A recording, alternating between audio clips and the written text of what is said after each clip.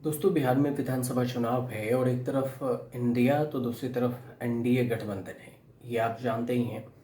लेकिन इस बीच में जो एक डेवलपमेंट है उसकी जानकारी सामने आई है, वो है इंडिया गठबंधन में जो पहले 5 पार्टियां थी उसमें कांग्रेस, आरजेडी, सीपीआई, सीपीआईएम और इसके अलावा जो अब एक और पार्टियां हैं जिसके जिक्र हो रही थी कि इसमें पशुपति पारस की जो पार्टियां हैं, जो रामविलास पासवान के भाई, चिराग पासवान के चाचा, उनके एंट्री नहीं हुई थी।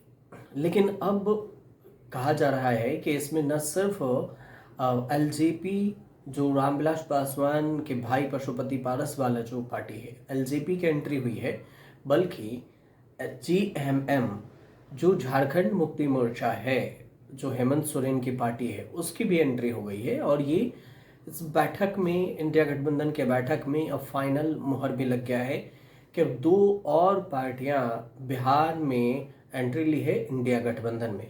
जेएमएम झारखंड में जेएमएम की सरकार है या इंडिया गठबंधन की ही सरकार है, वहां भी कांग्रेस और आरजेडी ने मिलकर चुनाव लड़ा था।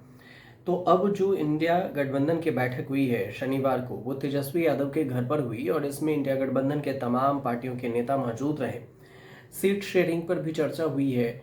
इसमें कांग्रेस के अलावे आरजेडी अपने अपने सीटों पर जुड़ी हुई है और इस मुकेश सहनी की भी जो पार्टी है, जो हमने आपको बोला था कि 5 में से, तो एक आरजेडी, कांग्रेस, सीपीआई, सीपीआईएमएल और मुकेश सहनी की वीआईपी, अब जेएमएम और पशुपति पारस की जो एलजेपी है, इसकी भी एंट्री हो गई है। कुल मिलाकर 7 पार्टियां इंडिया गठबंधन में हैं। और इधर एनडीए में देखें तो बीजेपी है, जेडीयू है, एलजेपीआर है, जो चिराग पासवान है, रामविलास की पार्टी वो, और इसके अलावे हम हैं, जीतन राम मांझी की पार्टी है, और इसके अलावा उपेंद्र कुशवाहा की भी पार्टी है जो इसके साथ है, एनडीए के साथ है। लेकिन इंडिया गठबंधन में जो सीट शेयरिंग को लेकर चर्चा थी, उस पर अभी बात फाइनल नहीं हुई है। इसमें कहा गया है कि ये जो सारे वीआईपी के घटक दल हैं, वो 15 सितंबर को मिलकर सब फाइनल सीट शेयरिंग पर अपनी बात रखेंगे और इसका ऐलान करेंगे।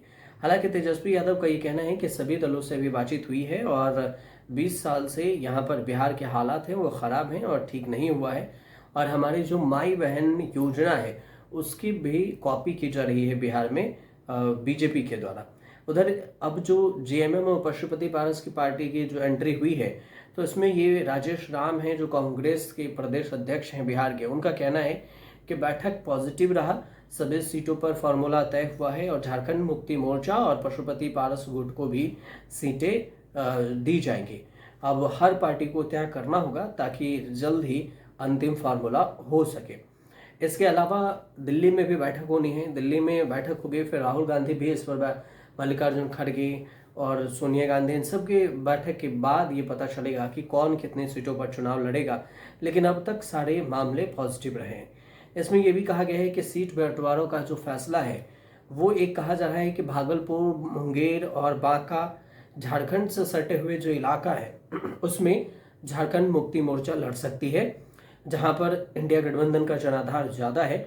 इसके अलावा कहा जा रहा है कि पशुपति पारस के साथ तो सूरजभान सिंह सहित कई बड़े नेता भी शामिल हुए हैं, और ऐसे में पशुपति पारस के जो गुट है इंडिया गठबंधन, उसमें शामिल होने से चिराग पासवान के लोजपा के वोट बैंक में बिखराव हो सकता है, सीधे तौर से इसका कहा गया है।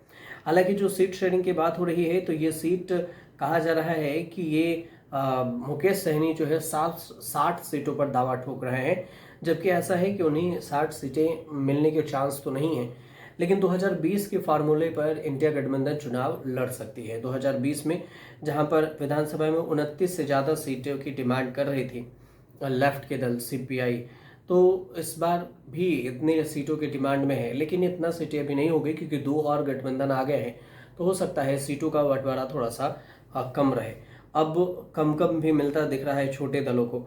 लेकिन 15 सितंबर को सीटों का बंटवारा होगा तो पता चलेगा कि 243 सीटों में से इंडिया गठबंधन कौन कितने सीटों पर चुनाव लड़ पाती है। इसके अलावा जो 2020 की बात करें तो यहाँ पर भी जो सीटों का बंटवारा था उसमें आरजेडी को ज़्यादा सीटें थी, उसके बाद कांग्रेस थे, उसके बाद सीपीआई, सीपीआईएमएल ने यहाँ पर चुनाव लड़ा था। लेकिन इस बार अगर देखें तो 2020 के फार्मूले के अलावे भी जो कहा जा रहा है कि कांग्रेस ज़्यादा सीटों की डिमांड कर सकती है। 40 से ज़्यादा सीटें कांग्रेस मांग रही है आरजेडी से, जबकि आरजेडी कांग्रेस कह रही है कि 70 सीटों पर और लेफ्ट कह रही है कि 29 सीटों पर, और आरजेडी 144 सीटों पर चुनाव लड़ने के बाद अब तक कह रही है। लेकिन जो 16 दिनों के वोटर अधिकार यात्रा हुई है उसमें भी उसके बाद ये पहली बैठक है बिहार में जो विपक्षी गठबंधन की। तो इसमें जो सीट शेयरिंग का फार्मूला है वो अभी फाइनल तो नहीं हुआ है, लेकिन जो सीट पर बात है उस पर चर्चा हुई है और 15 सितंबर को इस पर फाइनल मोहर लग जाएगा। जो कुछ अपडेट थी वो हमने आप तक पहुंचाया है। अगर आपको ये छोटी सी जानकारी सही लगे तो हमारे चैनल से जुड़िए, सब्सक्राइब कीजिए, शेयर कीजिए, कमेंट जरूर कीजिएगा।